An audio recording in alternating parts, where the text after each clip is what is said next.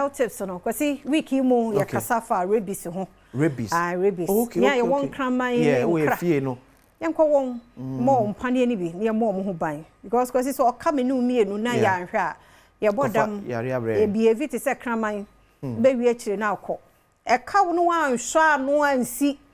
e fro ba nipadua na kwamu a okọ ti yesre yentie na wochi mu nkomo na muaye yentie ekwaba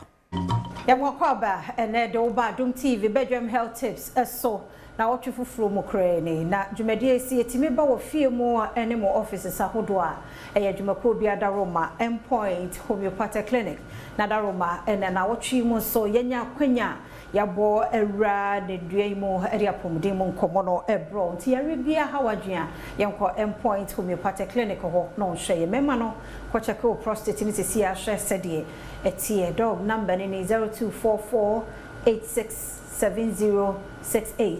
0244867068 now the doctor nim komo and no me wo Dr. Benjamin Kisi Sasu ewaha our veterinarian doctor and risk communications officer and ye babidi komo afa rabies na wochi mu komo aye babidi no tisha no so netie ni ye na so wo nyemwa bia etesa wahwe abon ho ban dog ye mu akwaba e bia boko nyame adom na wochi mu nyame adom o se ye kasafa rabies ho ntie na dwoi bonetofa ye kasa rabies a dia rabies free kasa friend Latin say bodam to twe akanka se mo kasa kraman bodam yare sana bibi na ni rabies te na adentia yare a ebowa ni kusu antimi ehunu friend virus na your COVID-19 virus no and say virus but we rabies virus na we free aya aboa na nipa obi free ni so ana say ya aboa kasa so ti obi ana say okana na nuso no akoni pa ne unemu apa ne ntinin akona dwun ne kwa o de kodinya ne dininya na amanipa no ye nyoma anka nipa owadwun pa no onye nti sa no na nipa no ne obika na dwun nsam no na akoya adebone amanipa no na ne kaka ne se nipa no obefi atasefo asase so nti we say no ema rabies eyemu ba bebe na agin say rabies eni omagana ana say eni o rabies ewo ho wo hwe ekupanta o hwe apomudin World Health Organization o say afibia na ye hwe nkofo 70,000 na wo hwe ada ba ku bia na 144 na wo de ba time mu a 15 minutes bia de hwe ni pa ko wiase nyina wiase amen na Ghana so ye da so hwe afimu bosumi etwemu September so na record cases Ghana na mboamu no ya record almost 30 cases emunya 25 nipa ewom na the arrow some by kase afie kwa ye world rabies day no de tinya nkola mi no ba kwa di 6 years 10 years na omohwe omokwam na wo hwe rabies aye se nkola pa na omotenya efise nkola epe mboa ni mudi agro na ebu aso ya movies nyomra mo hwe nti ayombe se omuoma ombe se mudi agro bia eto ade bom ana se nti emanesa ena nkola bebe na nti a yehu se omu fi rabies no se omumbo awofo kokko na zo mo nkan kire mo se kama bi ti om